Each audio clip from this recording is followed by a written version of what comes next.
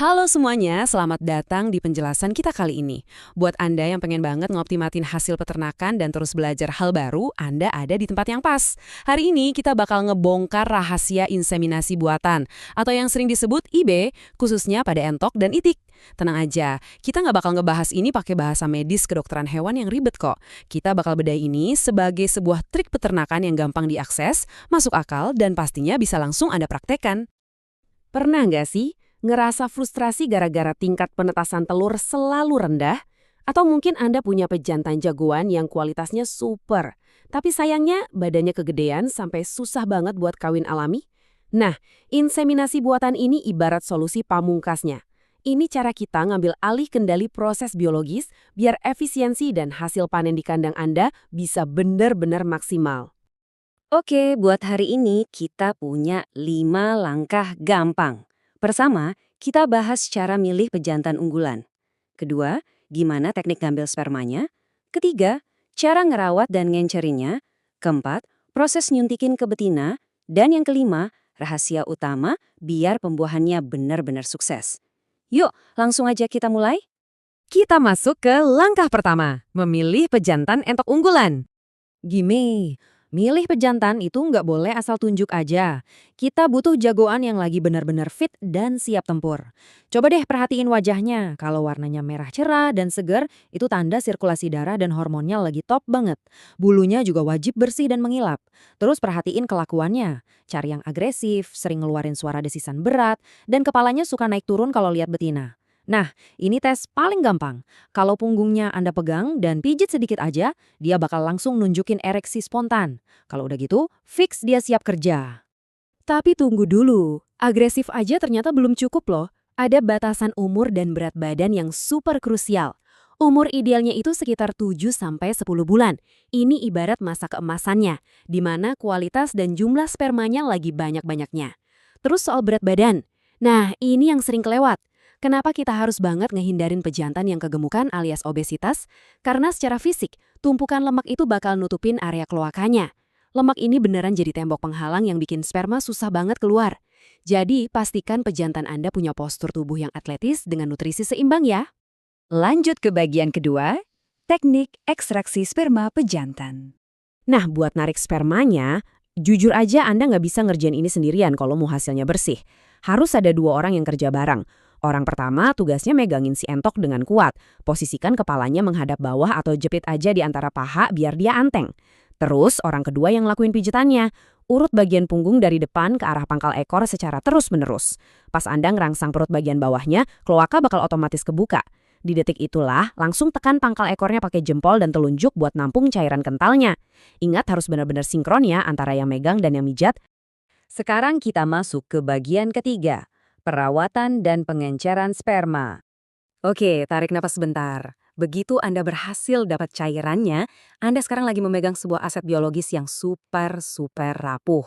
Sel sperma unggas itu luar biasa sensitif. Coba perhatiin angka ini, 30 menit. Yap, cuma itu waktu yang Anda punya. Kalau sperma murni dibiarin gitu aja di suhu ruangan tanpa dicampur apa-apa, dalam setengah jam sebagian besar sel-sel penting itu bakal mati. Kita bener-bener lagi balapan sama waktu di sini. Biar umurnya lebih panjang dan volumenya bertambah untuk disuntik ke banyak betina, kita harus ngelakuin pengenceran. Resep dasarnya lumayan simpel kok. Anda bisa pakai cairan infus biasa, yaitu NaCl 0,9%. Tapi coba perhatiin baris terakhir dari tabel ini. Ini trik cerdas banget. Dengan nyampurin kuning telur ke dalam larutan NaCl, Anda lagi bikin sebuah pelindung ekstra. Kuning telur ini nggak cuma ngasih suplai energi buat sperma biar tetap lincah bergerak, tapi juga jadi semacam perisai biologis dari kerusakan lingkungan luar. Keren banget kan sains di balik ini? Tentu aja, pelindung tadi nggak bakal jalan kalau cara megangnya salah. Jauhin tabung dari sinar matahari langsung dan suhu yang terlalu panas atau dingin. Dan ini penting banget, pas lagi nyampur, cukup goyangin tabungnya pelan-pelan aja, jangan pernah dikocok keras. Ekor sel sperma itu ibarat benang halus. Kalau Anda kocok, ekornya bakal patah dan mereka nggak bisa berenang lagi. Oh ya, siapin juga pejantannya dari dalam. Kasih pakan berprotein 18%, tambahin zinc, dan ini rahasianya. Kasih kecambah atau daun kelor. Bahan-bahan ini beneran terbukti bisa bikin pergerakan sel sperma jadi makin gesit. Masuk ke bagian keempat, proses inseminasi pada betina. Di tahap ini, kelembutan dan akurasi tangan Anda bakal diuji. Pegang betinanya dengan posisi menungging, ekor ke atas. Pas Anda tekan pelan area kloakannya, saluran reproduksi di sebelah kiri bakal kebuka dan sedikit menonjol. Masukkan suntikan tanpa jarum, pastikan ujungnya tumpul ya, sedalam 2-4 cm aja. Lalu, suntikin sekitar 0,1 sampai 0,2 ml semennya. Tapi, ada satu detail mikro yang super fatal di langkah kelima ini. Lepaskan dulu tekanan tangan Anda di perut betina, baru Anda cabut alat suntiknya. Kenapa? Karena rahim si betina bakal ngebentuk efek vakum kecil buat nyedot spermanya lebih dalam pas tekanannya dilepas. Kalau Anda langsung main cabut aja, spermanya malah bakal tumpah berceceran keluar. Kelihatan sepele, tapi ini yang nentuin sukses nggaknya. Dan sampailah kita di bagian kelima, kunci keberhasilan pembuahan optimal. Kalau ngomongin IB, ngatur jadwal harian itu mutlak. Ini bukan soal preferensi kita, tapi nyesuaiin jam biologis ternak kita. Pagi hari itu waktu khusus buat ambil sperma dari jantan. Udaranya masih sejuk, pejantannya fresh baru bangun, dan tangkinya masih penuh karena belum sempat kawin. Sebaliknya, buat nyuntikin ke betina itu harus banget di sore hari, antara jam 3 sampai jam 5 sore. Kenapa nggak pagi aja sekalian? Soalnya di pagi hari biasanya lagi ada telur yang kebentuk dan nutupin saluran rahim betina. Kalau dipaksa suntik, spermanya bakal mentok nabrak telur. Jadi kita harus banget selaras sama ritme alami badannya. Biar sistem Anda benar-benar rapi, coba ikutin daftar periksa ini. Pisahin pejantan dari betina minimal 24 jam atau bahkan seminggu sebelum diambil spermanya, biar stoknya ngumpul. Jadwal ideal buat ekstraksi itu tiap 3-6 hari sekali. Nah, buat betinanya, suntikin tiap 3-4 hari sekali, karena sperma entok emang bisa bertahan hidup beberapa hari di dalam tubuh si betina. Terus, ini aturan saklek. Pastikan semua alat Anda 100% kering dan steril. Sisa air keran atau parahnya lagi sisa sabun di alat suntik itu ibarat racun pembunuh berantai buat sel sperma. Jangan sampai mereka mati sebelum sempat masuk. Coba perhatikan baik-baik pesan ini. Lakukan proses dengan cepat, namun tenang, agar itik tidak stres. Stres dapat menurunkan angka keberhasilan pembuahan.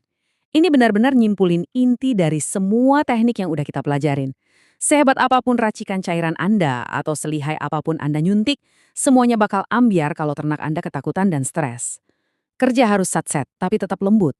Kalau unggah stres, tubuh mereka bakal ngelepasin hormon yang langsung rusak fungsi reproduksi. Ingat ya, bikin ternak nyaman itu bukan sekedar formalitas, tapi pondasi utama supaya panen Anda melimpah. Gimana? Udah kebayangkan sekarang langkah-langkah praktisnya? Nah, pertanyaannya sekarang, apakah Anda udah siapin alat suntiknya atau Anda malah tertarik buat ngerakit alat sederhana sendiri hari ini juga? Jangan biarin ilmu ini cuma berhenti jadi teori di kepala. Cobain atur nutrisi pejantan Anda, praktekin cara ngurutnya bareng partner, dan siap-siap aja lihat kejutan manis dari angka penetasan di kandang Anda. Terus semangat berinovasi dan sampai jumpa di penjelasan kita berikutnya.